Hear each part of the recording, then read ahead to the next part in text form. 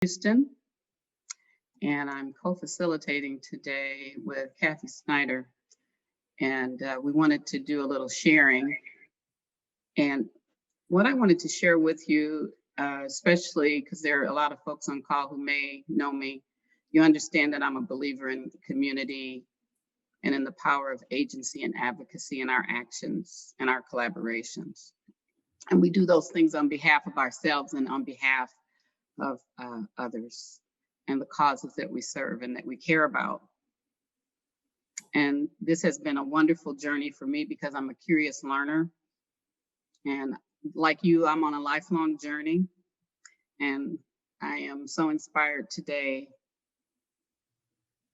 because I know we have an opportunity today to co-create together and begin to transform ourselves into a learning community.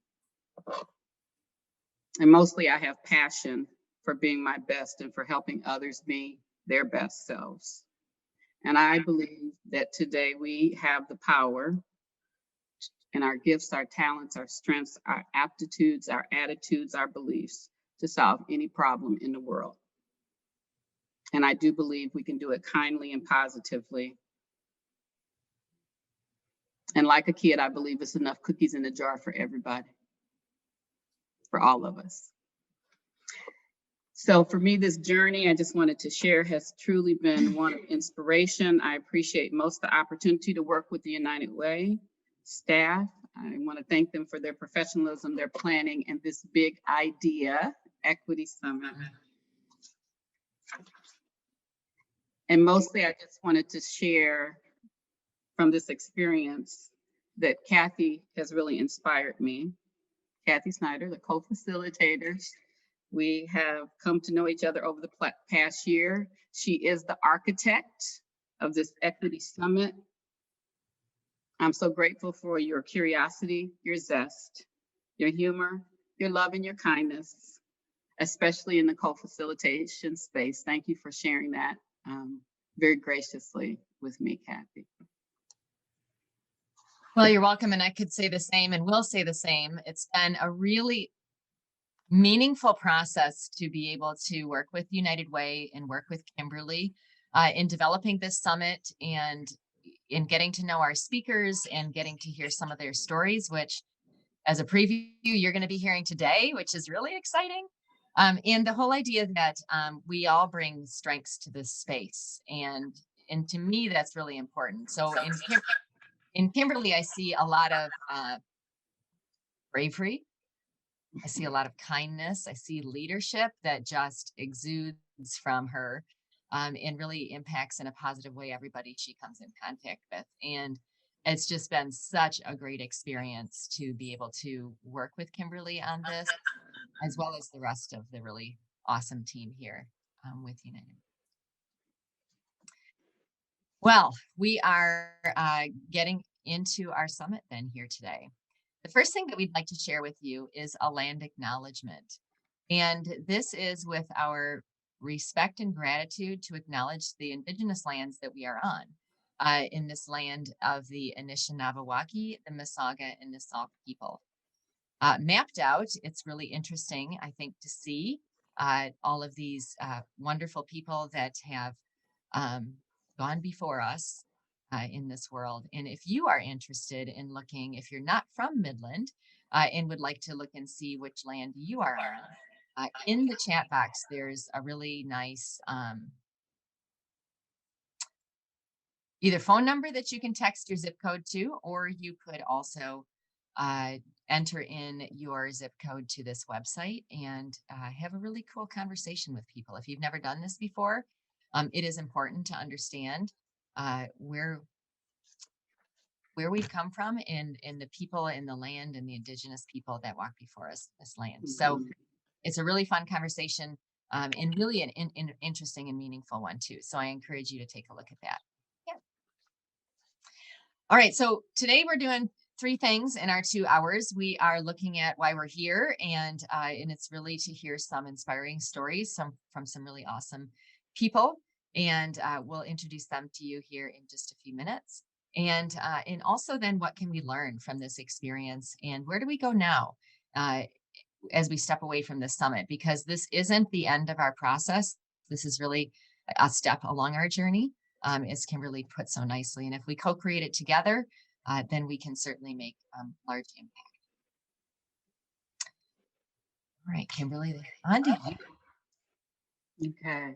So we just wanted to take a moment to cover what our objectives were for today.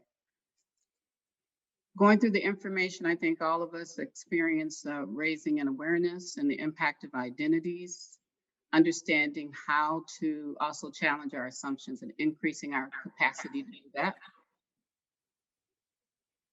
to enhance community engagement, to get us working together as a learning community, to take action to solve problems, to be allies and advocates for one another, to shift behavior through learning and growth, and to inspire positive action and impact. So I'll start on the right hand of this slide, which speaks to liberation, which is not where we are today. It's our dream and our vision of where we want to be. And this slide really just speaks to equity. For those who joined us in the first session or saw the video, we talked about it. Where I shared with you that the civil rights movement really in the 60s really set the stage for equal rights under the law. So we used the word equality because it was about the legality that we all needed to have equal rights. But underneath in cultures, what we find is that things aren't always equitable. And so we've moved from equality to the term equity. And so what you see on the left panel is the reality of today. If we were to create equality, there would still be imbalances because people have different needs and resources. And what we really want to think about is how we can increase equity in our community, in our society. And of course, get to our dream of liberation. So we asked in the first session, and this information came from those who were attending, what were the words that describe what you wanted to get from the challenge? And the words that are larger really speak to more of the participants who gave input to this, really sharing the same desire. And we saw the words understanding and growth and knowledge, awareness and action and inspiration and experience and empathy, acceptance, open-mindedness and growth.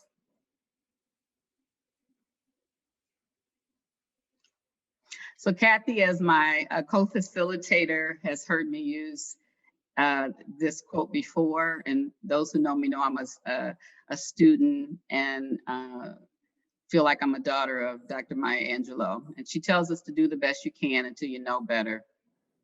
And then when you know better, do better. And it's that reminder again that we're all learning, and that as we're learning, we're gonna all feel different things and be thinking different things.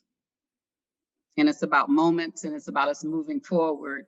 But she reminds us to be kind to ourselves, to have compassion for ourselves, to do self-care as we're learning and not be too hard on ourselves, but also to do that with other people. To have self-compassion and compassion for others and kindness. And it also reminds us to have a growth mindset.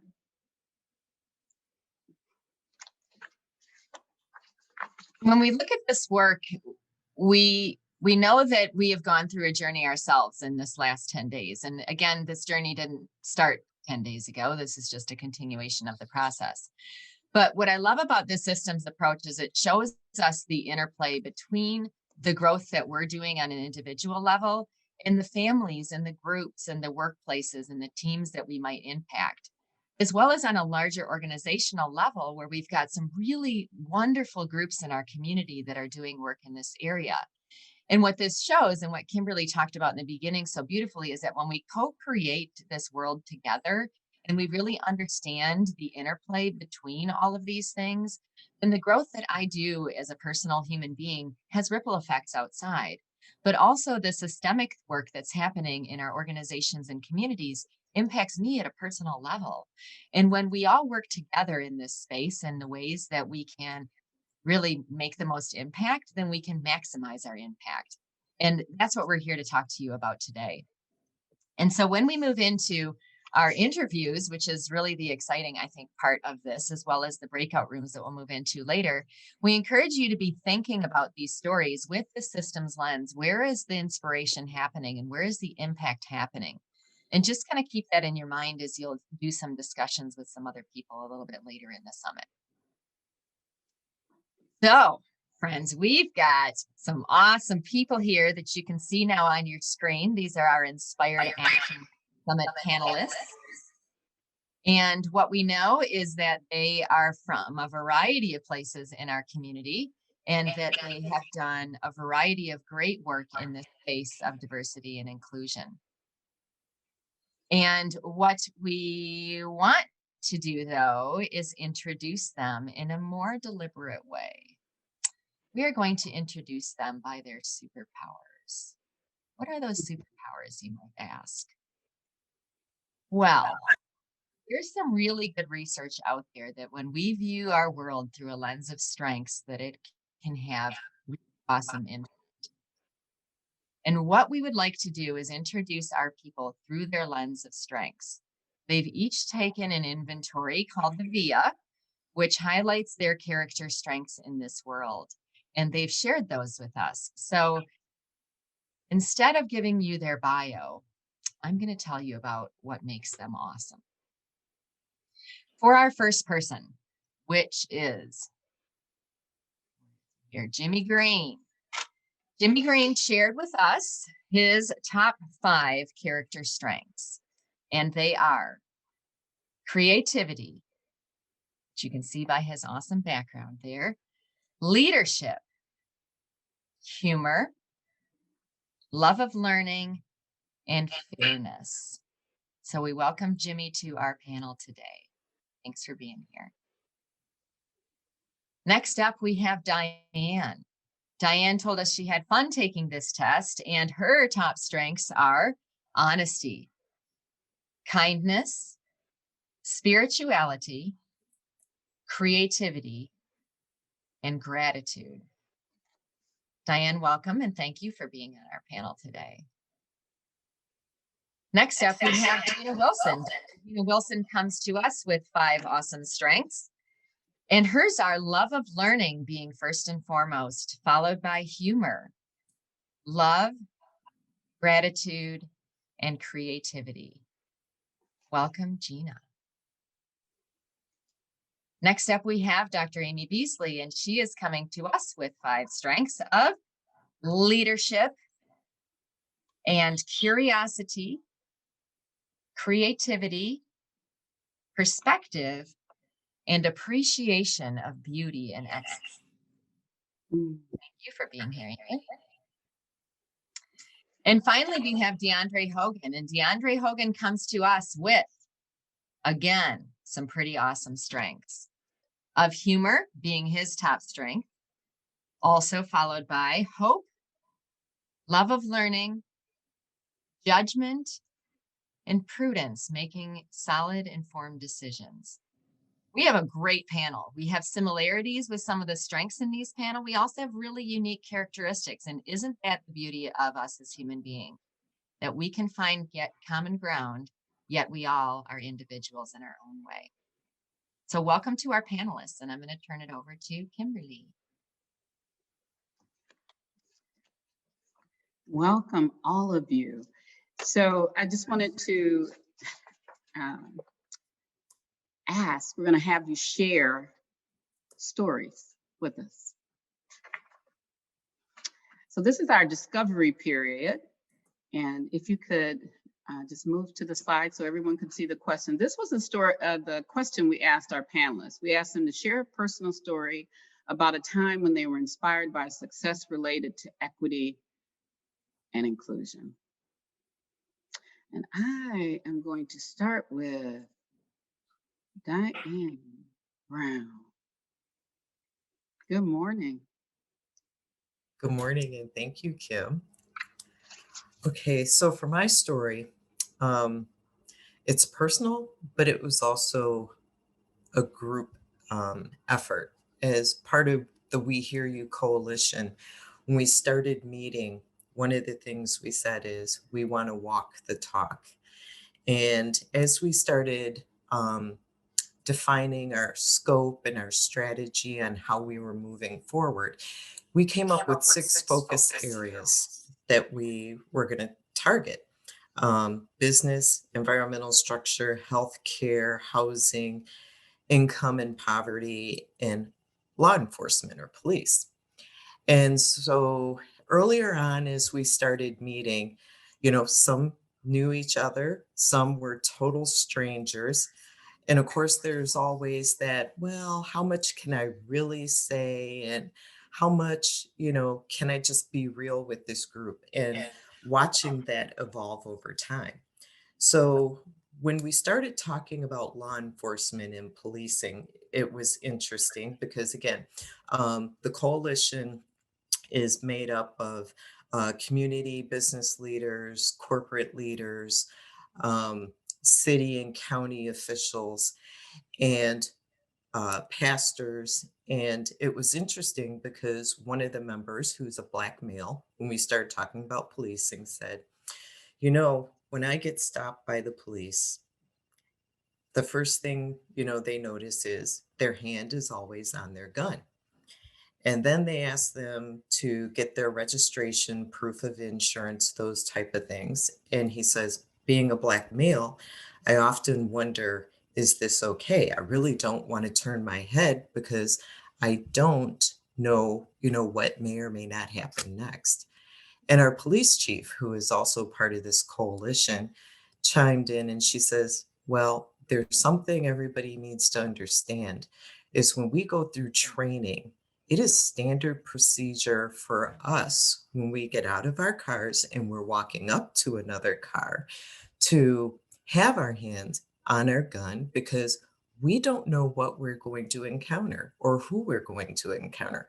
We're walking into a situation where we have no clue what we're about to walk into.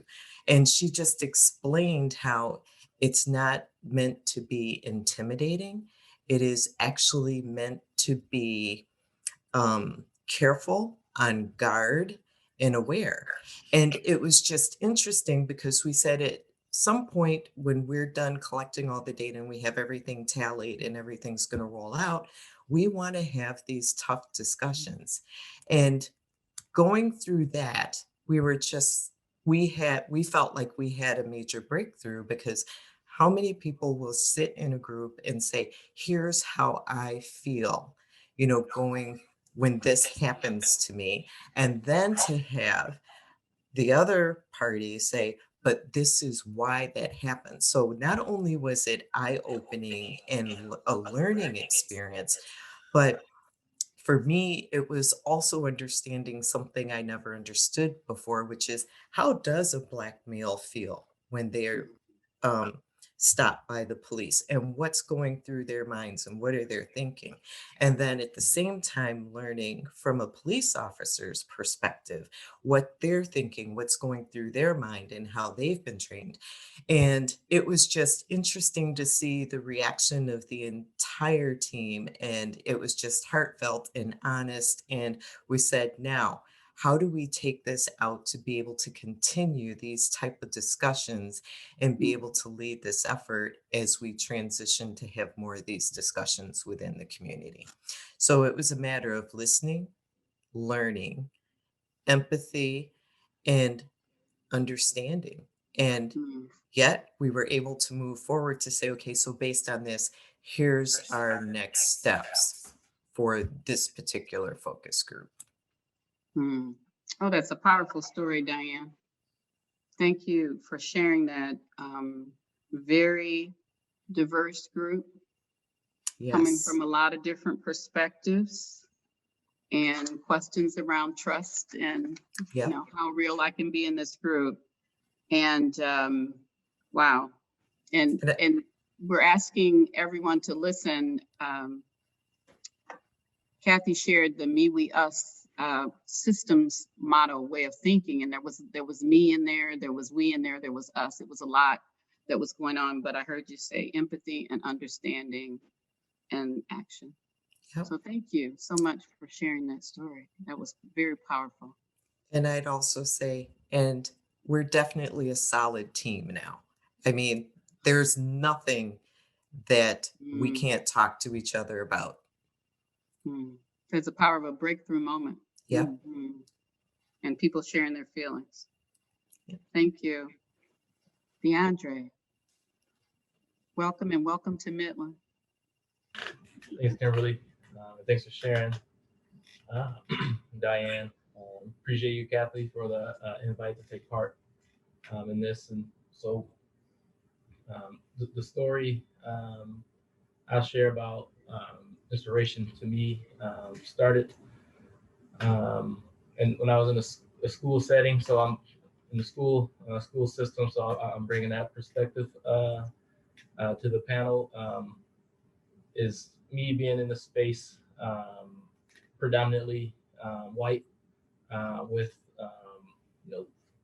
a few a lot smaller population of African American Latinx students, and so me being the only Black person on staff throughout the building, I was often the go-to for these students, their outlet for them to vent and share their experiences. And what teachers and admin didn't know was how kind of how other they were feeling, that they didn't belong, that they're here in the school and they can't be themselves. And so, regardless of interactions or just how the school operated. And so with that knowledge, we're also working on an equity audit. And so that information shared with me individually by these students, it showed up and was made apparent. So with that information, I worked hand in hand with the superintendent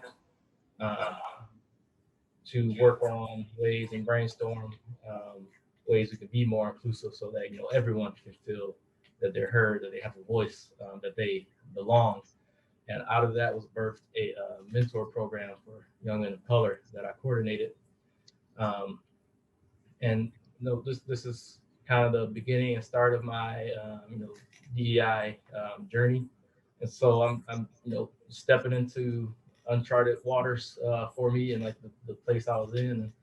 And what encouraged me, one was a support from the community. Once the word got out, just the immediate response, well wishes and encouragement, advice, people who wanted to be involved and help make that change, from the outside community, and as well as putting, giving these students a space where they can be themselves, where they could be amongst their peers, and something that they could relate to. And my idea was to present them with individuals from the in Grand Rapids, so from the Grand Rapids community that have put themselves in positions of success. So my big thing was exposure. Expose these kids what's possible for them, and help them take advantage of the opportunities that they had in front of them, despite those challenges of racism and feeling othered and things like that. And so I had entrepreneurs, business owners, authors, engineers all come through like very willingly and to share their stories and to just connect. We hear a lot in school setting, especially, is representation. Um, a kid going through school just having one Black teacher can have very positive impact as they continue to go through. And so, and with that, just kind of giving the students a space. I like to facilitate, and these students themselves took ownership of some things they wanted to see and some things they wanted to change. And so, just providing the opportunity for them, nourished and help that growth within them, to discover some things and rethink and relook at different things. And so I very inspired by them, kind of their tenacity, and my job was kind of to guide that. And so yeah, that's a big part. Like their ownership is what helped me learn more. Help my help me propel through this work. So you mentored them and they mentored you. Exactly. Yes. So wow, that's so powerful. And in the education space. So there was so much in there, but you talked about the power of belonging and having a voice and being heard. And you talked about nourishment and ownership. I love those words. But also the students and the community and yourself and everybody growing, sort of everybody relooking at things and figuring out how to do it, and the encouragement and the support that you receive from the external community. So welcome again. Thank you. We're looking for that power in Midland Public Schools. Thank you so much. Thank you. And again, thank you for giving me this space to share that. I look forward to learning more about Midland and growing with the community here. Thank you, DeAndre. Amy Beasley, we'd like to hear your story.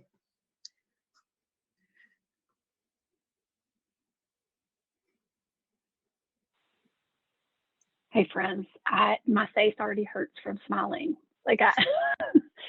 The stories have already been so terrific, and I'm so thrilled to be on a panel with people that I respect and enjoy so much. I'm hearing some through lines already about connection and about stories and conversation being such an important mechanism for coming together. And I think that is interesting, given that the story that I want to tell is about that very thing. When I switched, so I'm a scientist by training and have a PhD in a bunch of words that don't mean anything to anybody, but they make me a scientist. And so when I came to Dow 5.5 years ago, it was as a hard research scientist. But my heart was also in the work of justice, equity, diversity, and inclusion, and has always been there. And so found ways through work to become involved. And when a position came open to lead that for North America for Dow, I was really excited to be part of that team. We had a big job though, and that was that globally we had about 50,000 employees then, and we wanted to make impact quickly.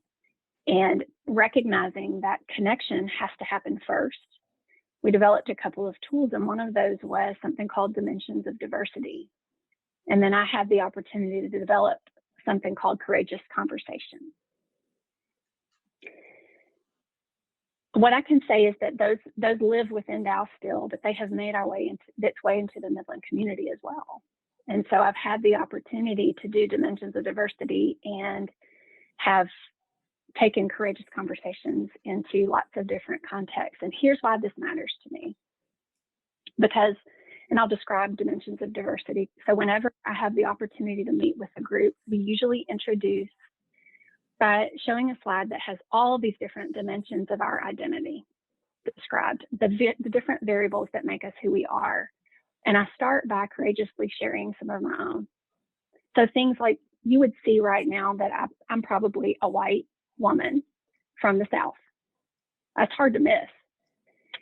But what you may not see is that I have a hidden disability. I have ADHD that didn't get diagnosed until I was much later in life. You might not see that I, for lots of my life, raised 4 children on welfare.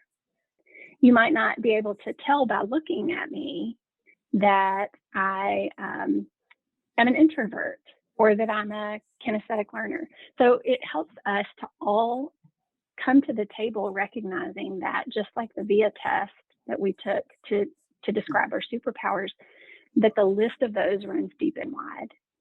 And it helps us connect in different ways, and it makes it immediately okay to expand the points of connection beyond what we would traditionally use.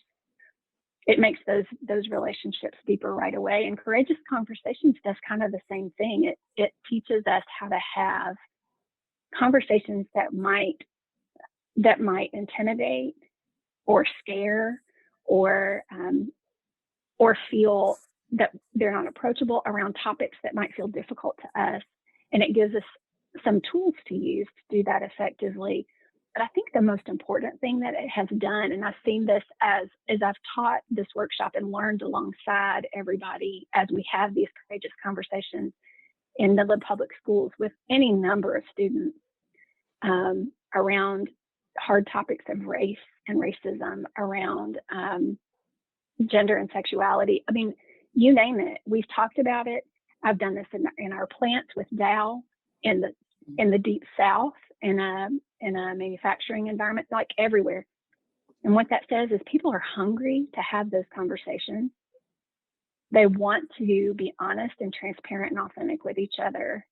And that one of the most important things that we can do as a community, and thank you, Diane and DeAndre, for referring to this, is create space for that and model it.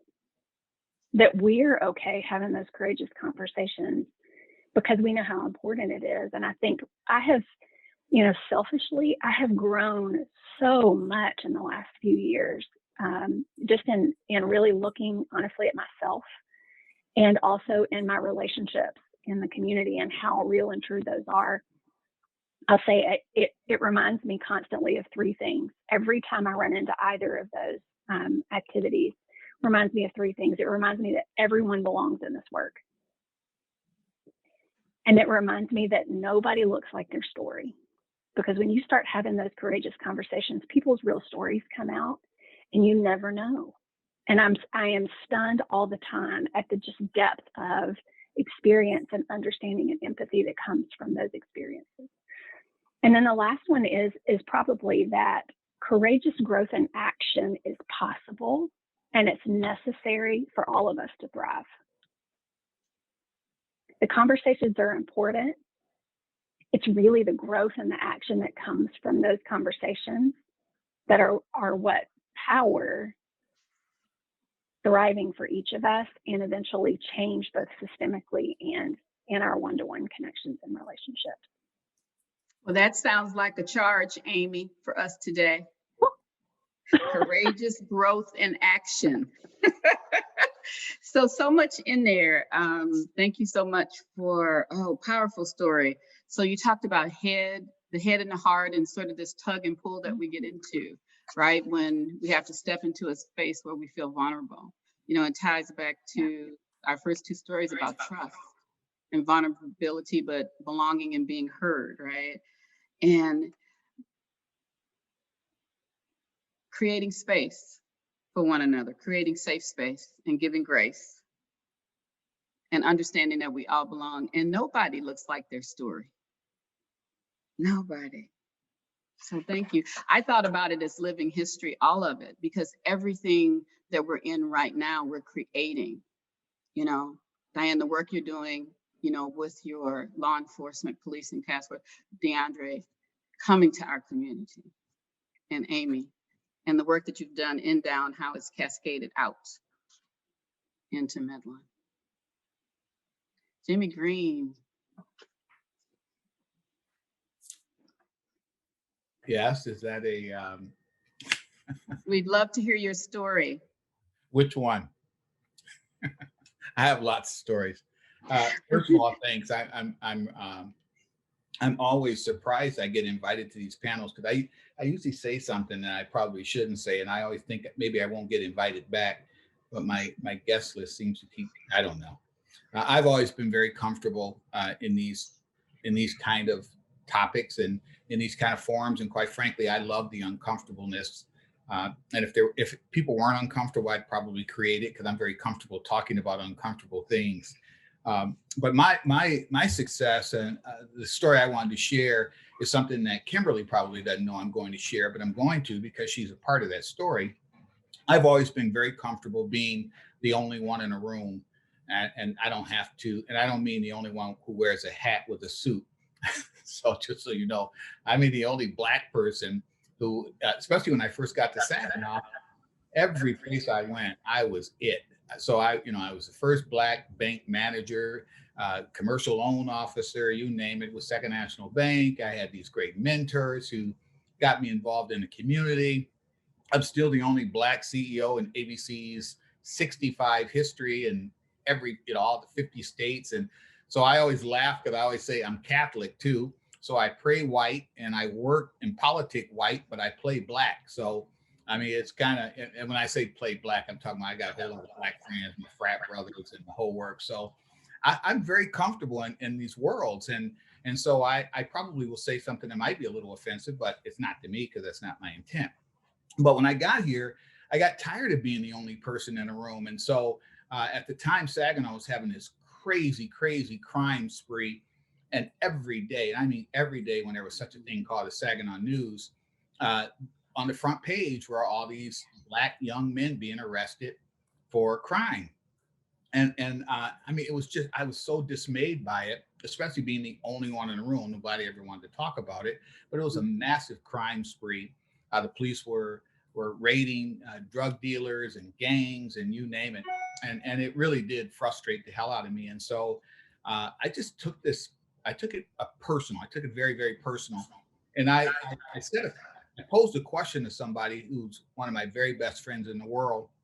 And I said, aren't there any boring ass Black men in Saginaw? People just go home. They're not in the gang. They don't do a drug. They just go home. That's it. And so I set out to find boring Black men who just went home because I wanted to really change the narrative in Saginaw. And I knew they were there. And so again, being very comfortable in white Saginaw and white Great Lakes Bay region for that matter. I look at a lot of faces on this screen and you guys have been friends of mine for decades. But I wanted to make that equity count. And I didn't know where to start. So I figured I'd start with my own friends first. So what I did was I started a group with absolutely no resources. I had nothing other than the fact that I had an idea, and my power strength is creativity, which didn't surprise me at all. So I started a group called the Saginaw Valley African American Leadership Group, and I brought all these Black leaders together to sit and help me get young Black men engaged in the region. Well, because I was a Black Republican, that wasn't well met. So, as a matter of fact, most people thought I was trying to recruit Black Republicans. To this very day, I've not been very successful. There's only about 4 of us in the country left. So I decided that's okay. Not a problem at all. I'll keep going on my own. So what I did, I reached out to my white friends. I called Dick Garber, Jeff Martin. I called everybody at Dow, Herb Spence, Morley, Pete Shaheen, Sam Shaheen, you name it. And I told them my idea. And they kept asking me, what do you want? I said, I just want you to open your doors. That's all I want you to do. I want you to open your doors. I don't want any money. I don't want anything at all. I want to introduce these young Black men that I've recruited, which was ironic because people kept saying, well, how do you recruit? I'm like, well, hell, I'm going to be a Black Catholic Republican, but I'm not blind. I can see Black men. So it was an easy recruitment tool, trust me. And so I got these 24 Black men together with no place to go. And so the idea was to meet with them and take them into the region, to take down the names and introduce them to people. I had one stumbling block, though. I didn't know anybody at Dow Corning. So somebody kept saying, well, you know Kimberly Houston Philpott, don't you? I'm like, no. Well, you should talk to her. I'm like, well, I don't know her. So I kept ringing and texting and emailing Kimberly Houston Philpott. I bothered the hell out of her. I think she thought I was a stalker. At one point, I thought Kevin would wind up arresting me for stalking her. But I did. I just hounded her. And finally, she returned my call and she said, and Kimberly Houston Philpott's voice, she's like, Jimmy Green, what do you want? So finally, she had an audience with me. I told her my idea. She became my biggest champion. And so I had everybody lined up. I took these 24 Black men into Dow Corning, HSC, Dow, Spence, Morley, TriStar, Shaheen, Fabiano Brothers, GM, SVSU, Delta, everywhere. When we went in a collective group, And the idea was what would it take to work with you? What would it take to work for you?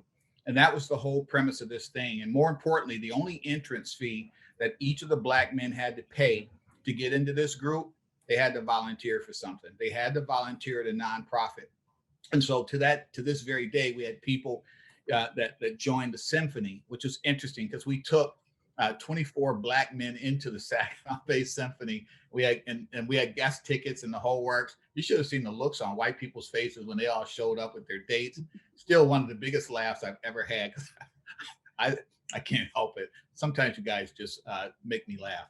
But they were stunned to see these Black men, actually it's 48, 48 Black people coming to the symphony. And more importantly, though, I can't tell you how many Black people loved the symphony, who had never been in the Temple Theater, loved it. When I talk about success and I look at all these people, I went to Paul Chafee, who was the editor of the Saginaw News, and I said, Paul, I want you to do me a favor.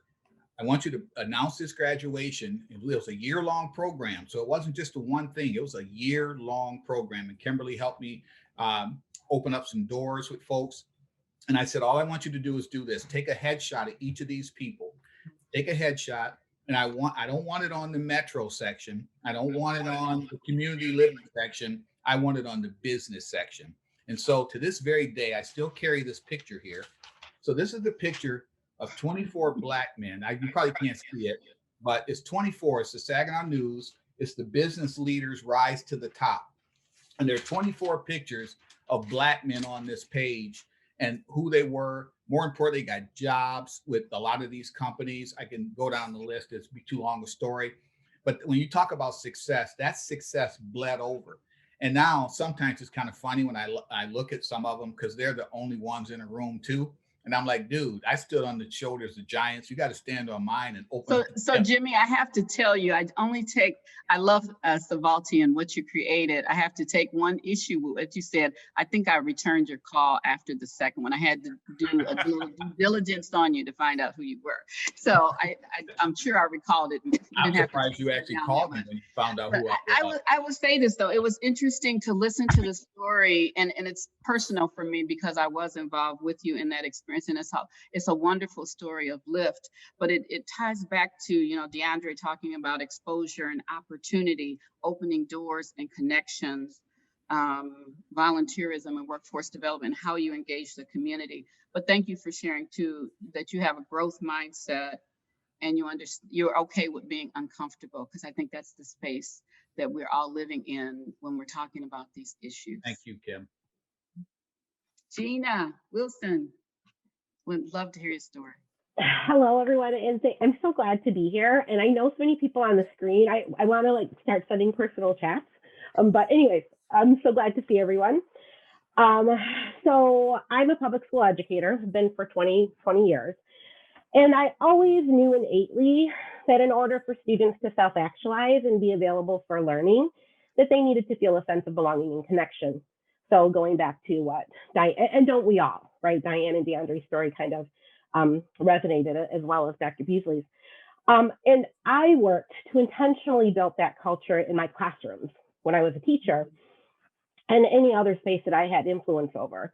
And I was fortunate, and I worked to mobilize efforts, and thankfully always had colleagues that had that same value system as well, to intentionally cultivate environments of equity related to access and reduction of barriers, as well as inclusion in relation to whole acceptance and value for all lived experiences.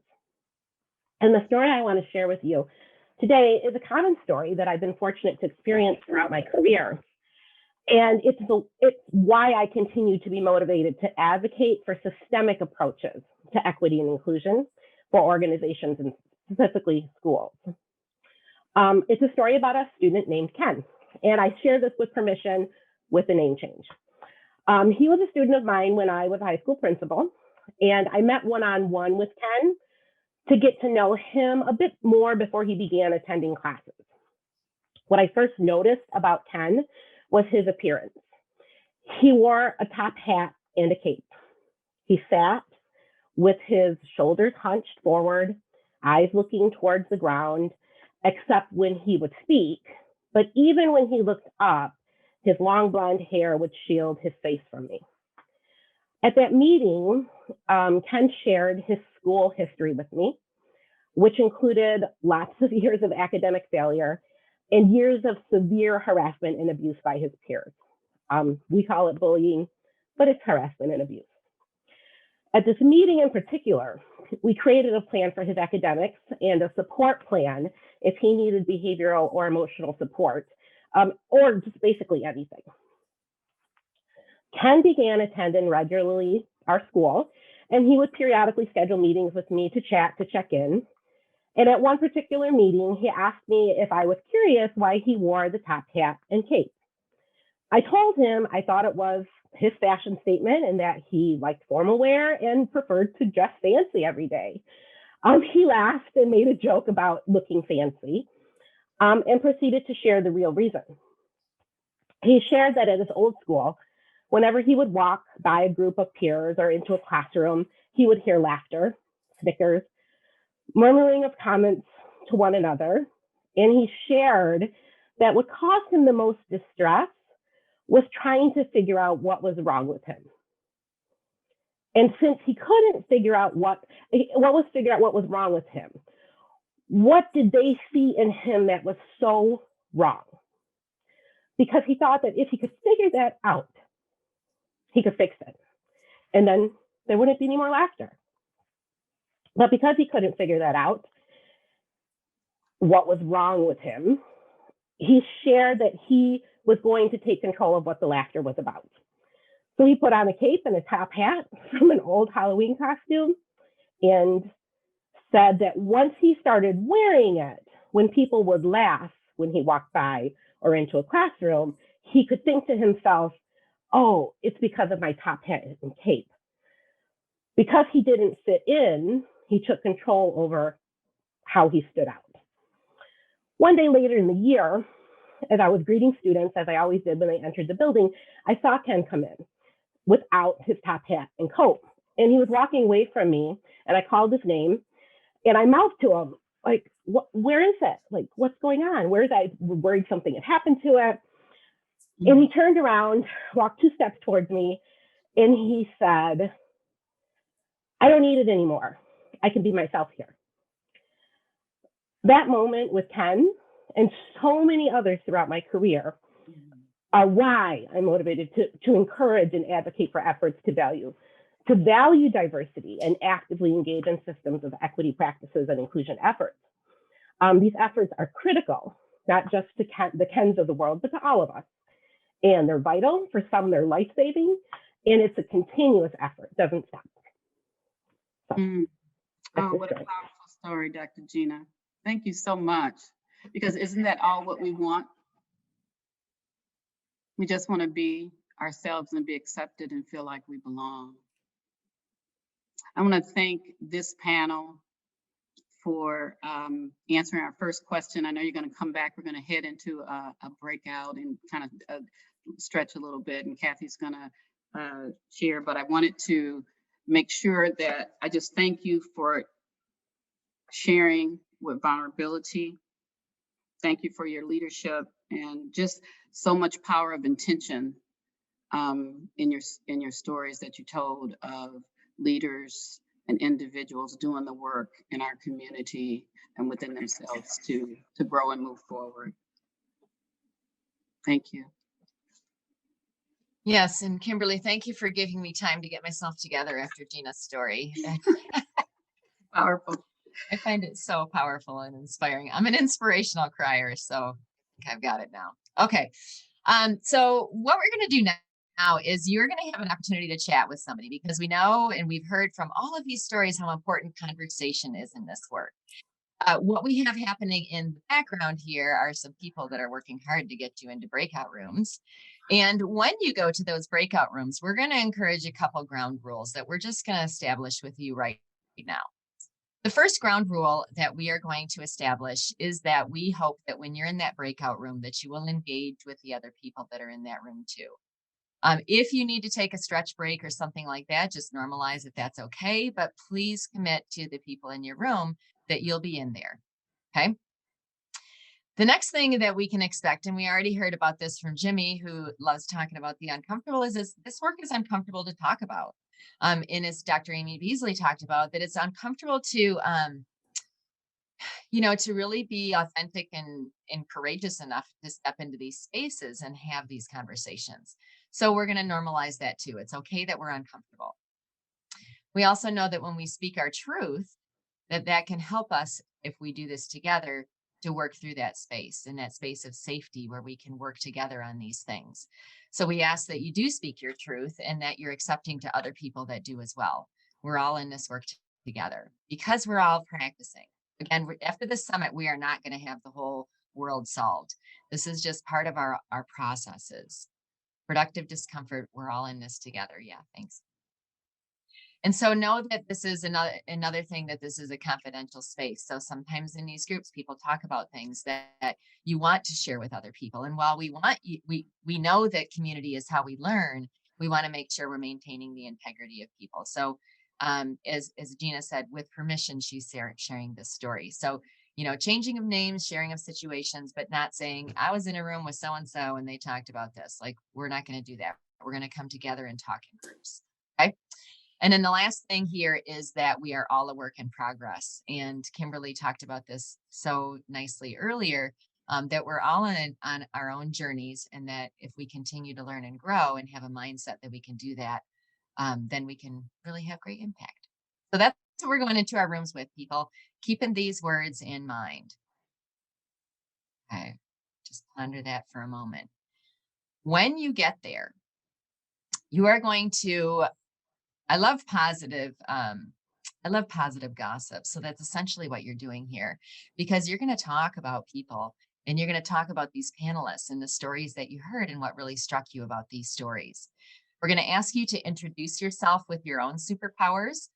We have in the chat box for you a link to the list of the 24 character strengths. So maybe take a brief look at that list, and I'll show it to you in a minute, but pick out one or two that you're like, yeah, that is how I show up in the world. So introduce yourself through a lens of strengths, and then go into what common themes you saw in these stories. What common themes are you seeing in these stories of inspiration? And then what made them part of that success? What were those themes? Why were those themes important in those stories? Why did they help to make that story happen and be inspirational? We're going to ask in your groups that you have one person that will take note of what you are doing, so that when you get back to this room, we can share the wisdom with everybody. And we're going to ask you to share this in the chat box when you return. So again, you're going to go in your room. It's not going to be a big group of people. It's just a small group. You're going to introduce yourselves with your superpower. You're going to talk about those themes that you saw throughout the stories that made them successful and inspirational, and why that was. Have one person be prepared to share when you come back. And I have something exciting to tell you also. There is a graphic scribe in the room that is going to document all of this really exciting stuff. And we'll be sharing with you the illustration after this summit is done. Right, I think we're back, friends. We're back. Good. We're going to ask when you come back that you put in the chat, if you would please, what your group talked about. What were some of the common themes that came through? What were some of your common themes? So share your group success factors in the chat. Give you a minute to do that. I always like when I see people come back with smiles on their faces.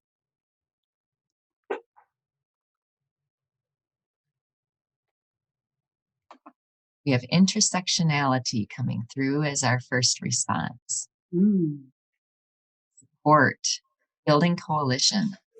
Everyone has a story. Honesty, vulnerability, space creation. Oh, there's lots coming in. Growth, perspective, empowerment, building common ground, opening doors and building relationships, judging less, strength space, advocacy, agency.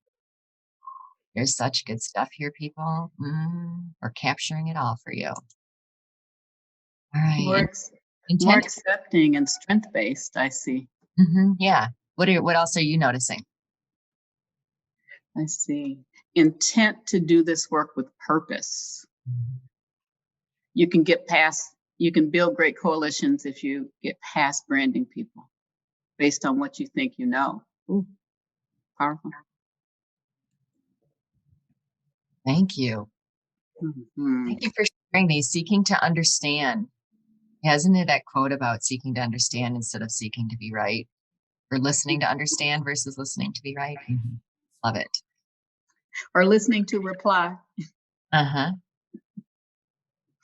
Mhm. Breaking personal and societal narratives, finding value in every person and uplifting strengths. Oh, you guys, these are beautiful. Ah, We want you to keep these in mind as we go on to our next question. Kimberly? yes, we're going to hear from our panel again. The stories were wonderful and so inspiring. And you can see from the feedback in the chat the kinds of what people heard you say and how you inspired them with your stories. So I'm going to talk about aspirations now. You're waking up. It is 3 years from today's summit, 3 years from now. So I want everybody to just take a moment, close your eyes. I want everybody to close your eyes, panelists too. All You're right. waking up 3 years from today. It's February 12th, 2024. Our community and our local citizens are now recognized and celebrated as global models for equity and inclusion. Wow. What happened in 3 years' time? What happened in 3 years? So I'm going to Jimmy, my brother. Hi, Kimberly. Hey, Jimmy. Tell us about aspirations for 3 years from now. What happens? I think you'd have in 3 years from now, you'd have these same.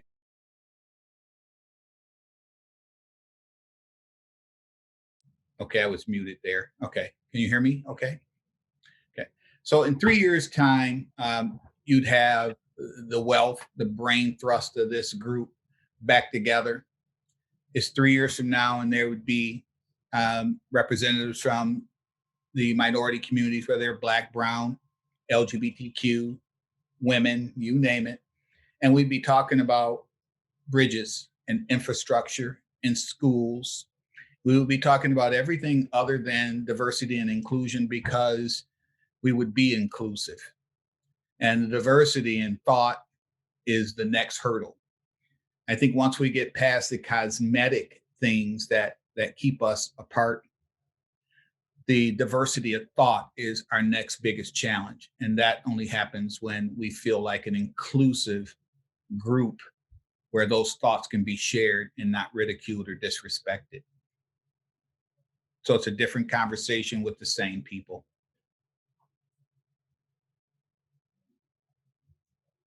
I'm done. That was a very powerful picture that you drew. And you called this group a wealth and brain trust. Representation from everyone. And we're talking about important things, right? We're talking about getting things done. And That diversity affect every one of us. Yes. diversity of thought and ideas. Thank you, Jimmy. So I'm going back to Diane. Well, thank you again, Ms. Kim. 3 years from now, and some of my points that I had definitely aligned to Jimmy's. We're going to see representation of all backgrounds.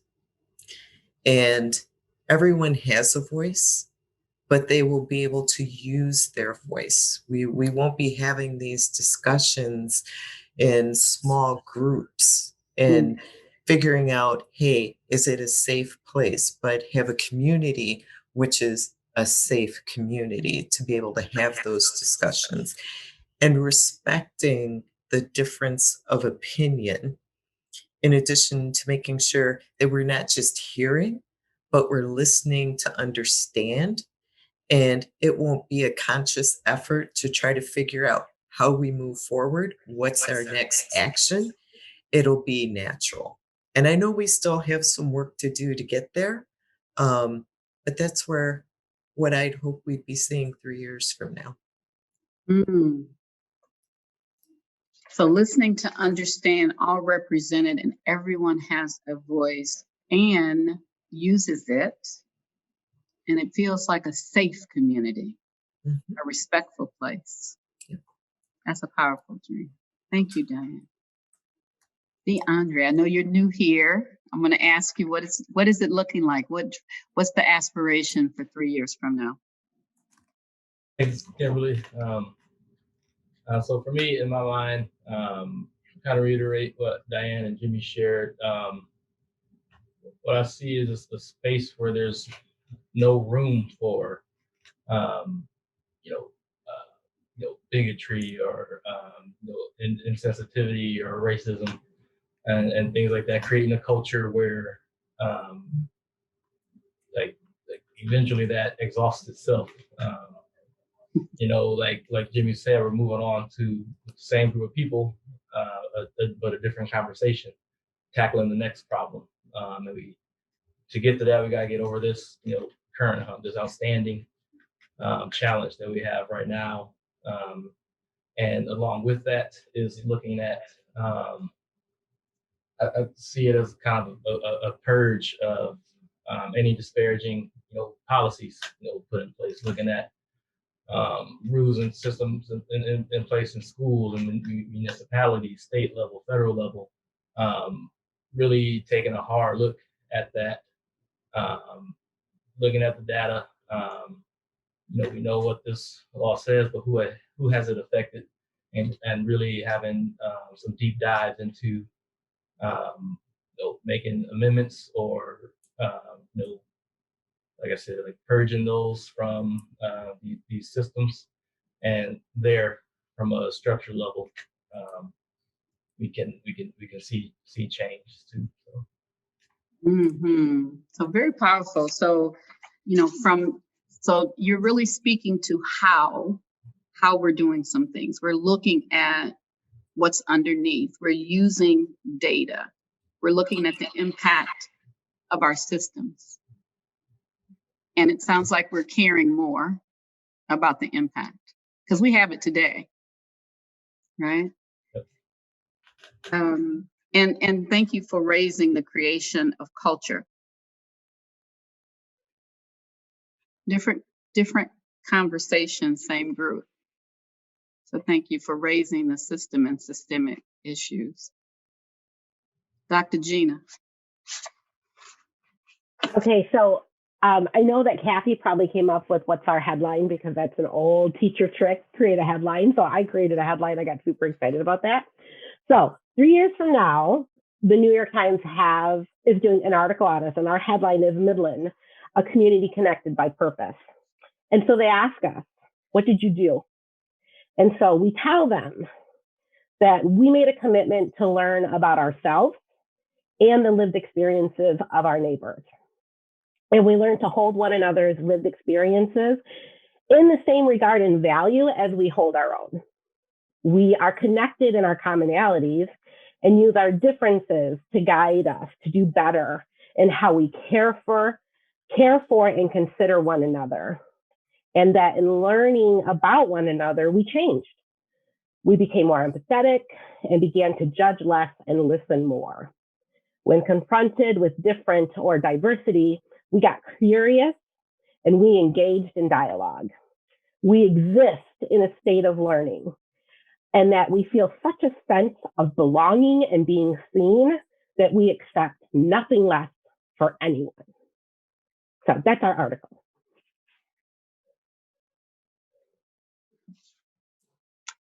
So Dr. Beasley gave us the charge and you gave us the high bar on the headline, a community connected. Mm-hmm. And you talked about, thank you for bringing us back around to not just what the community looks like, but what we had to do, because you spoke of change and you spoke of belonging and how we're acting. We're talking, we're having dialogues, we're having conversations with each other about things that matter. Thank you. Dr. Amy. I'm fired up after that. Fabulous, all four. I love nothing more than to think big picture and out in the future. Who could we be and what could we be about? And yet I'm a systems person and a scientist. And so I challenged myself to back it down a little bit. And I've done enough systems work and strategy work to know that my ideal pace is probably 4 times what is actually, or more, what is actually achievable. And so I pushed myself to think about, in just 3 years, what could we really achieve? What could we see different in our community? And I love the headline that Gina gave us, and thought about it in a similar way of what would I say that we have done? And I broke it into 4 parts. And I said our leaders chose to do a humble self-assessment and submit to public accountability. And we can define leaders however we want to. That can be government, that can be city, that can be our police department, that can be us, that can be our neighbors. But our leaders chose to involve themselves in the work in a very personal way and to submit to public accountability of that. Our community established a common language. We understood what words like justice and inequity and inclusion and belonging mean to us. And we agreed that those were priority words for our community. Our community also agreed that our community was the priority, that building it, nurturing it, cultivating it, protecting it was the most important goal. And so that allowed us to set ego aside. That allowed us to set the need to be right aside, and that self-preservation, and to really come together. Our systems got serious, and several others have remarked on this, right? Got serious about really eradicating bias, things that we can control today, tomorrow, and 3 years from now. And whether we see them or not, they add to either the beautiful community and culture of inclusion, or they prevent it. And so our systems got serious, and they also said, we will take action that is meaningful, that is visible, and that can be measured, because we want to show our progress in a way that feels different to people. And then the last one was our region. And what we did was we reached out, and we let go of lots of historic patterns of behavior, lots of uncomfortable relationships and conversations, and again, the need to be best and right. And we reached out to the diversity that exists in Bay County and in Saginaw and in Isabella, and said, we are better together, not just as Midland, but as all of us, as a Great Lakes Bay region. And we want to celebrate that diversity. And we built a region that was best in class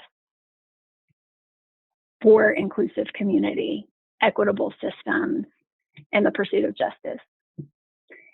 I think we can do that in 3 years.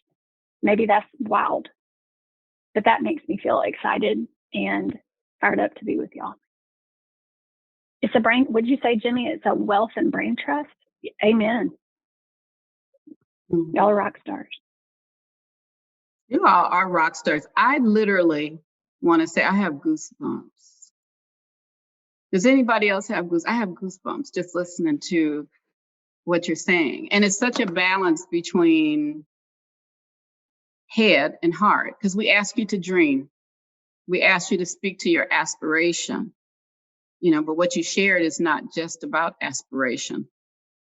It's not just about dreaming, because at some moment you have to build something that gets you to the dream. And thank you, Amy, for reminding us that systems and strategy, leadership role, common language, The systems got serious and there was action taken, regional focus, and we celebrate, all of us together.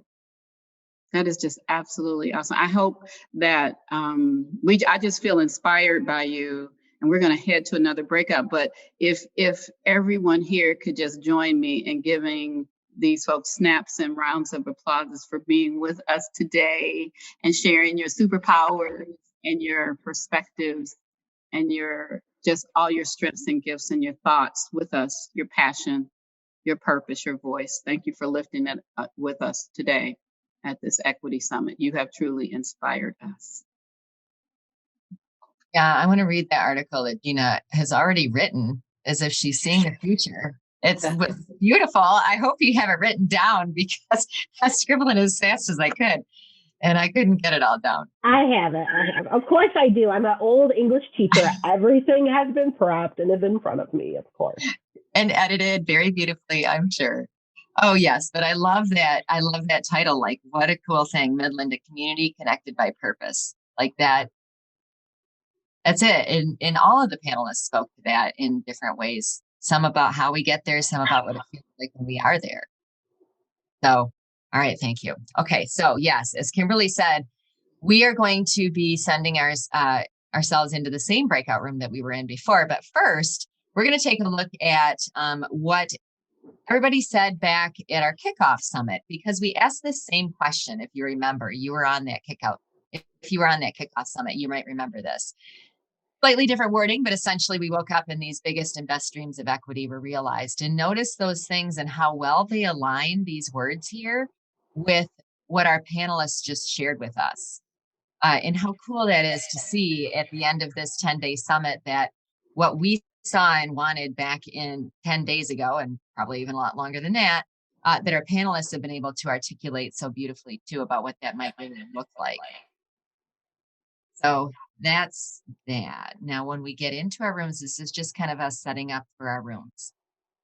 We're going to keep in mind that systems approach in those levels, right? Where Amy was really talking about that nicely, where she talked about how we have to do this as leaders, as our community, as our region, but of course, individually, and this is the work that we've all been doing along the way. And when we get to this aspirational breakout, this last breakout for today, what we're going to ask you to do is have a conversation about these things. How have you grown by participating in the Equity Challenge? The daily emails, the work that you've been engaging in, the summit, the kickoff, kind of the package. You absolutely can talk about growth in other places too, but curious about the conversation around the challenge itself.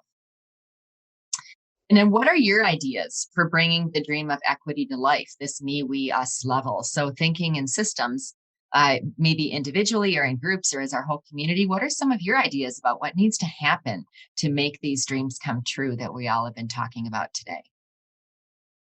But then let's bring it back down to ourselves. What is the smallest step that you can and will take to bring this dream to reality? And we're not talking about, I know I shared with those of you that were on the kickoff call that this work can be very overwhelming. And you might have a million things that you would like to do. But to be realistic, in this moment, we're going to ask you to think about the smallest next step, the smallest one that you can do to take this dream and start to make it a reality for our community. And maybe your smallest step is something huge, and I'm not going to stop you from that, but I'm saying, where could you start? Where could we all start? So that's what we're going to go into here with this breakout room. You are going to be sent there shortly, and we are going to give you 15 minutes in this one. And when you come back, we are going to ask that you share. What is that action step? What are some of your ideas? What needs to happen? Some form in the next, probably within the next 2 weeks. We're going to capture all of this so that we can be reminded of the good work that we did today and the inspirational stories that we heard. So go ahead and start tossing in the chat again some of your comments. Talk. There's nothing more powerful than talking. Mm-hmm. Thank you. Agreed. Right. We're going to get some more stuff popping in here as soon as people press return. I just know it. Those next steps that we can take, what will that be? Getting Mhm. comfortable with being uncomfortable. You can put your personal next steps, or you can just put some of the ideas that your group discussed. Needing to talk to those around us, all of them, not just the ones that are like us. And that lens of strength is a really nice way to start conversations because we all have strengths. And that's one thing that unites all of us. And so how can we help to have strengths conversations that can really bridge some gaps? One common step is continuing this conversation so we can get more involved. Stay tuned. That'll be something Kimberly is going to talk about here in a little bit. Yeah, working on even things like minimum wage, real tangible things that we can do in our community. That's another great idea. Things like personal growth, finding action steps when you can't fully understand someone else's lived experience, finding ways to make the work a priority, getting comfortable with you. Like that. Intentional about recruiting and keeping people of color in company by providing support, legitimate opportunities for growth and advancement. Taking these equity challenges forward into our circles, workspaces, neighborhood. There's an MPS-inspired equity challenge launching in March. That's exciting. Identifying where our personal work resides, because it's not the same for everybody. I think that's awesome. Engaging our local leaders. Recruitment processes. Think about the lenses. And some of us are talking about personal work. Some of us are talking about with our families and people that we impact. Some of us are talking about systemic and organizational things. Oh my gosh, these ideas are so great. So teaching our children, teaching them differently, recognizing our kids may not stay in this community if we don't become more inclusive, educating ourselves. Love it. Anything else you want to highlight, Kimberly, before we move into our closing? So I see a comment that says, let's establish actions this group can take. How do we harness the power and talents of retirees in this group that want to make a difference? Very powerful. Yeah. Thank you.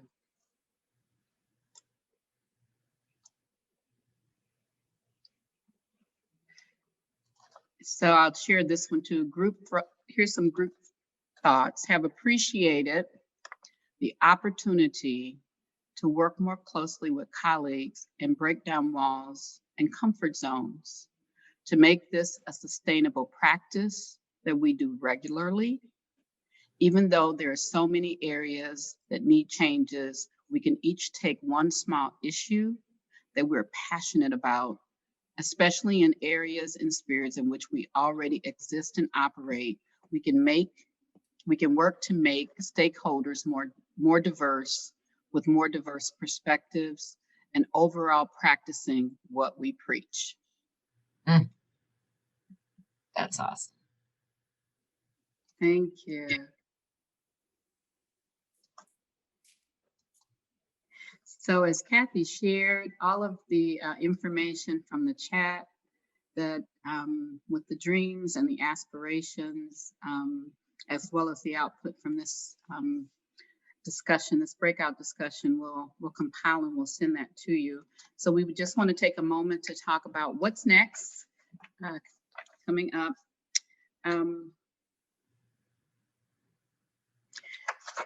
So I'll just share with you, there's some feedback coming that you'll receive, so you can give us your next step, ideas and future topics. We're gonna also send you a link to read Race Forward's 10 Ways to Start a Conversation about Race, and then start a conversation with friends, family, school, and work colleagues. Complete the We Hear You Midland Racial and Ethnic Equity and Inclusion Survey. And I think that one of the points that was weaved through our panelists was the importance of doing assessments and getting some data to really understand how people are feeling. So there's an opportunity that you'll have as a next step to complete that Midland Racial and Ethnic Equity and Inclusion Survey. There also is a Black History Month virtual moderated conversation. You'll receive information on social justice and ongoing racism with Angela Davis. Also following us on social media to stay in the loop about upcoming opportunities through the United Way. And there's some local groups who are engaged in this work we wanted to bring to your attention. Anti-Racist Midland, Cultural Awareness Coalition, Midland County Inclusion Alliance, and the We Hear You Coalition. And I'm just going to turn to my panel and ask, are there any other opportunities for participants in the Equity Summit that you'd like to mention, or they might be able to get engaged? Great Lakes Pride. Did you mention that? Great Lakes Pride, thank you. I did not. We'll make sure that it gets included. Thank you. Others?